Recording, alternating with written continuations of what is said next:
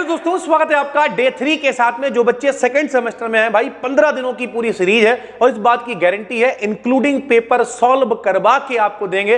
और इन 15 दिनों के अंदर जो 500 विकल्प आपको देना है, इसके बाहर पेपर नहीं आएगा। तो अगर आपका पेपर ऑब्जेक्टिव है, डिस्क्रिप्शन में भैया प्लेलिस्ट है, देख डालो, जाके गोले रंगी आना भैया, ठीक है।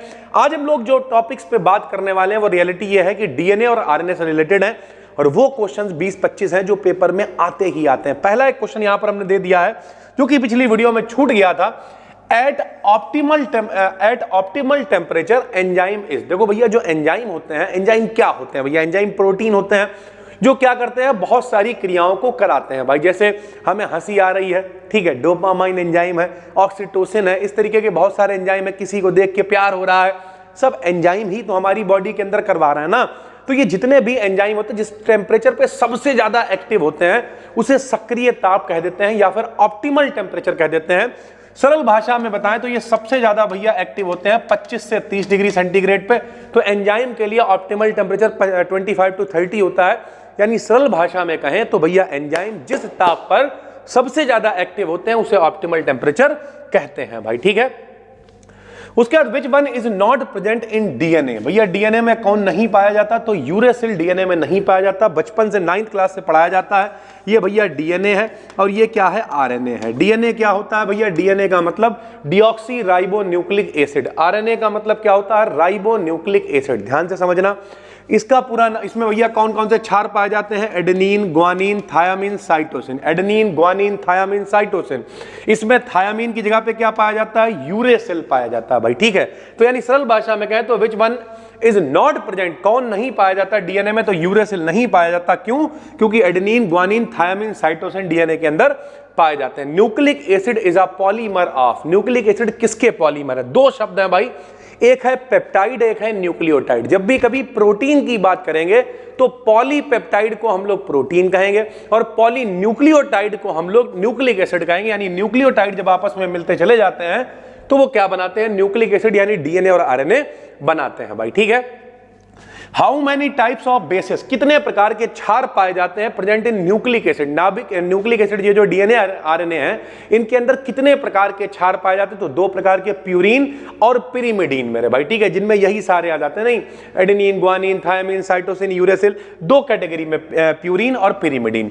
मॉडल ऑफ डीएनए, डीएनए का जो मॉडल था सभी को पता है, वॉटसन और क्रिक ने दिया। तो वॉटसन और क्रिक मॉडल जिन बच्चों को थ्योरी में पेपर हो रहे हैं हमने पहले भी करा रखा और बाकी भी कराएंगे, एप्लीकेशन पे भी कराएंगे और यहां पर भी कुछ अच्छे वीडियोस आपको देंगे, तो टेंशन बिल्कुल भी नहीं लेनी है। In DNA double helical structure is stabilised by. जो डीएनए होता है, जो डबल हेलिकल स्ट्रक्चर बनता है इस तरीके से, इसमें भैया जो क्षार होते हैं वो तो हाइड्रोजन बॉन्ड से जुड़े होते हैं, लेकिन ये जो डबल हेलिकल स्ट्रक्चर होता है ये आयनिक बॉन्ड के द्वारा स्टेबल होता है।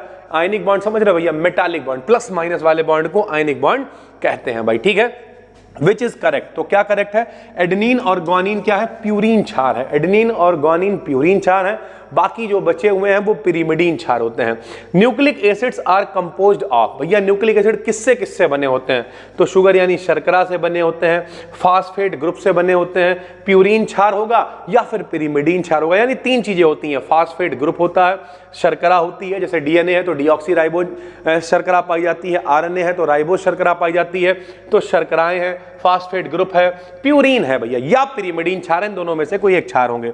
Most abundant form of RNA, यानी सबसे ज्यादा मात्रा में पाई जाने वाली फॉर्म कौन सी है आरएनए की? तो वो आर आरएनए, टी आरएनए होता है, काफी सारे हैं, लेकिन इनमें से आर आरएनए कोशिका के अंदर सबसे ज्यादा पाया जाता है। Of RNA in the cell, cell मतलब कोशिका के अंदर, तो आर RNA. The basic unit of DNA molecule is. जो भैया बेसिक यूनिट है डीएनए मॉलिक्यूल की वो क्या है? तो न्यूक्लियोटाइड है। एक न्यूक्लियोटाइड, दो न्यूक्लियोटाइड, डाई न्यूक्लियोटाइड, इस तरीके से फिर जुड़ते जुड़ते बहुत सारे जुड़ेंगे तो कहलाएंगे पॉली न्यूक्लियोटाइड, और उसी को हम लोग न्यूक्लिक एसिड कह देते हैं भाई, ठीक। The nitrogen base absent in DNA, DNA में कौन नहीं होता है? तो यूरेसिल नहीं होता है, अभी आपको बता चुके हैं भाई, ठीक, क्योंकि इसमें थायमिन होता है। In DNA molecule genetic information is carried out by. भैया जो डीएनए होता है वो क्या करता है? जेनेटिक इंफॉर्मेशन को पहुंचाता है। माता पिता के लक्षणों का संतान में पहुंचना क्या कहलाता है? आनुवंशिकता, ग्रेगर जॉन मेंडल वाला याद है। लेकिन वो पहुंच कैसे रहा है? तो डीएनए के कारण पहुंच रहा है, और डीएनए में क्या है? नाइट्रोजनी क्षार है, एडेनिन, ग्वानिन, थायमिन, साइटोसिन, इन सब की वजह से पहुंच रहा है। थायमीन जो है वो यूरेसिल से कैसे अलग है भैया? कि मान लिया डीएनए में यूरेसिल नहीं है, थायमीन है, तो अलग कैसे? मेथिल ग्रुप का फर्क होता है। मेथिल का मतलब CH3 ग्रुप का फर्क होता है। तो thymine differs from uracil in possessing, क्यों अलग है? क्योंकि मेथिल ग्रुप का फर्क है, एक मेथिल ग्रुप के कारण थायमीन यूरेसिल से अलग हो जाता है भाई। Which of the following is not present in RNA? तो आरएनए में कौन नहीं है? आरएनए में थायमीन नहीं पाया जाता है, क्योंकि आरएनए के अंदर यूरेसिल पाया जाता है भाई, ठीक है। Double helical structure of DNA is linked together. ये देखो जो डबल हेलिकल स्ट्रक्चर है वो किसके द्वारा जुड़ा हुआ होता है? तो हाइड्रोजन बॉन्ड। मोस्ट इंपॉर्टेंट है मेरे भाई, यहां पर जितने भी विकल्प हम आपको दे रहे हैं छटे हुए हैं, विकल्प मोस्ट वांटेड है। आपको पीछे पेपर लगा के दिखाएंगे कि भैया देखो आए हैं या नहीं आए भाई, ठीक है। यूएमपी का पूरा नाम यूरिडीन मोनोफॉस्फेट होता है। टीएमपी का पूरा नाम क्या होता है? थायमिडीन 5 मोनोफॉस्फेट होता है। ये आपको फुल फॉर्म पता होनी चाहिए। The type of coiling in DNA, coiling का मतलब किस तरीके से घुमा होता है, सीधी तरफ घुमा होता है, उल्टी तरफ घुमा होता है। तो राइट हैंडेड होता है, यानी सीधी तरफ घुमा होता है जो कॉइलिंग होती है। हु डिस्कवर डीएनए, डीएनए की खोज किसने करी? तो जोहान फ्रेडरिक मिशर ने डीएनए की खोज करी। डीएनए और आरएनए क्या होते हैं? तो न्यूक्लिक एसिड होते हैं। डीऑक्सी राइबोस शर्करा किसमें पाई जाती है? तो डीएनए में। राइबोस शर्करा किसमें पाई जाती है? तो आरएनए में पाई जाती है। राइबोस शुगर कैसी होती है? तो ये एक पेंटोज शुगर होती है। पेंटोज का मतलब इसमें 5 कार्बन होंगे तो पेंटोज हो जाएगा। 1 माने मोनो, 2 माने डाई, 3 माने ट्राई, 4 माने टेट्रा, 5 माने पेंटा। तो पेंटोज मतलब 5 carbon. Purine and pyrimidine are linked by, कैसे जुड़े होते हैं? तो हाइड्रोजन बॉन्ड के द्वारा, यानी जो क्षार है भाई, एडेनिन ग्वानिन, किसके किसके बीच में क्या क्या बॉन्ड बन रहा है वो हमने यहाँ पे लिखा भी है आगे।